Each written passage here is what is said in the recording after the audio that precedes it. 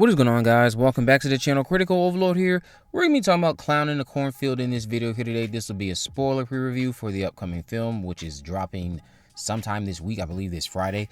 But it is directed and co-written by Eli Craig, who wrote the screenplay alongside Carter Blanchard. It is starring Katie Douglas, Aaron Abrams, Carson McCormack, Kevin Durant, Will Sasso, and several others. Now, Quinn and her father have just moved to the quiet town of Kettle Springs, hoping for a fresh start. Instead, she discovers a fractured community that has fallen on hard times after the treasured Bay Pen corn syrup factory burned down. As the locals bicker amongst themselves and tensions boil over, a sinister grinning figure emerges from the cornfields to cleanse the town of its burdens, one bloody victim at a time. Welcome to Kettle Springs. The real fun starts when Friendo the Clown comes to town. So, Clown in a Cornfield. This was not on my radar. Many of you would ask me for updates on it, and I never had much to share, but this film surprised me. I'm saying this as someone who has not read those books, so I'm not sure if you all will agree upon watching. I believe it's in theaters tonight for some, but Clown in a Cornfield is a competent slasher filled with enough bloodshed, horror cliches, probably the same reasons we all fell in love with the genre anyway, those cliches, just done well enough to the point where it doesn't feel insulting.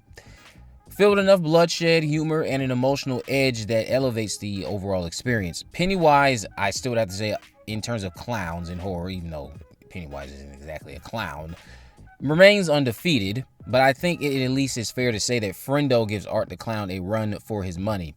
Again, this is not to say that Clown in a Cornfield is this overly groundbreaking new film. It's not. It's not reinventing the wheel by any means. It just does enough well enough to be considered competent as a straightforward slasher film. So after a brutal opening sequence in the year 1991, our main story takes place in modern day Kettle Springs. We follow 17-year-old Quinn and her father, Dr. Maybrook, who are starting fresh after losing Quinn's mom. From the moment Dr. Maybrook starts blasting 80s rap and Quinn staring off uninterested in this, it's clear we have a generational disconnect, which is the main theme of this narrative. This disconnect functions as the heart of this story, and while it could have been explored a bit better between those two, the decision to linger on it for the time it's given allows us to care about Quinn's journey. So this isn't just bloodshed. We have an actual story to engage with about a father and daughter trying to repair their bond by trying to understand one another. And I'm pointing these two out not just because Quinn is our lead, but these teens she becomes friends with and all the adults in town are an afterthought. These other kids named Tucker, Janet, Cole, Matt, and Ronnie are despised by the adults because they do nothing but cause trouble in the name of internet fame. Quinn's attachment to the group is nothing more than an excuse to raise the list of targets later on for Friendo. Still, spending time with this community and Quinn's struggles made Friendo's reign of terror even more engaging because I'm actually not wanting to see Quinn bite the bullet.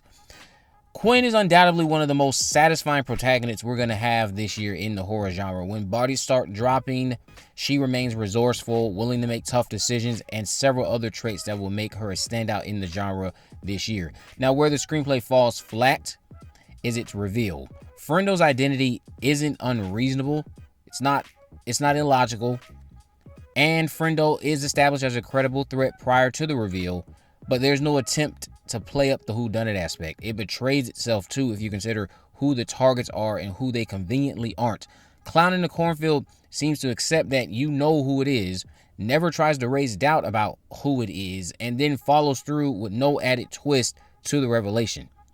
I don't know if the books are like this, so comment down below. I'm still thinking about the bench press moment and one other sequence where Friendo lifts someone into the air inside a house. This is in regards to the kill sequences, which are absolutely bonkers. I love the kills. They brought several smiles to my face while watching, but that's all I will say on that. Now, the theme of generational disconnect that I brought up earlier. I thought that was undercooked. We needed to spend more time in the adult shoes compared to the kids. I also don't think the film allowed this tension in town to really marinate as good as it could have. Granted, they had a short amount of runtime to work with, but yeah. The book probably is a bit better in that regard. The tensions that are highlighted in the description for this town, they felt undercooked. There's some brief exchanges between the adults and the youth, and then it's just off to the races with the bloodshed. But at least, again, they made up for that setback with at least a resourceful protagonist to follow in Quinn, and a dynamic you can get invested in between her and her father. Now, Eli Craig, I would say, nailed the tone of the movie, and I do feel like an actual clown because I forgot he was responsible for Tucker and Dale, which is what the film kept reminding me of while I was watching. He establishes an eerie atmosphere, but finds those pockets of humor that never strip away the tension completely. Katie Douglas excels as Quinn, and the chemistry between her and Aaron Abrams results in the most believable father-daughter dynamic we'll get this year in the horror genre. Clown in the Cornfield, I would also say, is well paced. I was able to connect with the characters. When the bloodshed is on your screen, you're allowed to become immersed in it before we jump on to the next sequence of events. But the score, just to give praise to that really quick, I thought also added another layer of intensity to what was unfolding on my screen. Everything in terms of a technical way, I thought was done very well. Clown in a Cornfield, again, is not reinventing the wheel. It's not this groundbreaking horror film. It's just everything we are familiar with when it comes to this genre done well enough to the point where it's not insulting. It's just competent. And it at least commits to being scary while giving you humor that is not poorly timed, that doesn't feel out of place, doesn't completely strip away the severity of what's unfolding on your screen. It's always made clear that what is happening is scary. So I definitely enjoyed myself, but even beyond that, this film, again, is just competently made. It's well crafted. It's not reinventing the wheel, like I've stated. It's just a straightforward slasher film that does not overstay its welcome. It offers enough thrills, enough laughs, enough bloodshed to satisfy you if you are a horror fan like me. I would give this film a solid 7 out of 10. I was leaning towards a 6.5, but I'm just going to go ahead and round it up to a 7 out of 10. I'll probably go check this out in theaters. I don't expect it to make much money in theaters, but I'll probably go check it out just to see how it is with an audience. I'd rather watch this than what I just watched the previous night. And you know what that is if you saw my Twitter. Let me know what you guys think about this down in the comment section below. If you're already, of course, make sure you subscribe, turn on post notification, and there's a video in the description. I have links to all my social media accounts. I'm on Facebook, Twitter, and Instagram. You can message me there to let me know if there are any movies, news, or reviews you'd like me to cover in the future. And with all that in mind, guys, I will see you in the next video.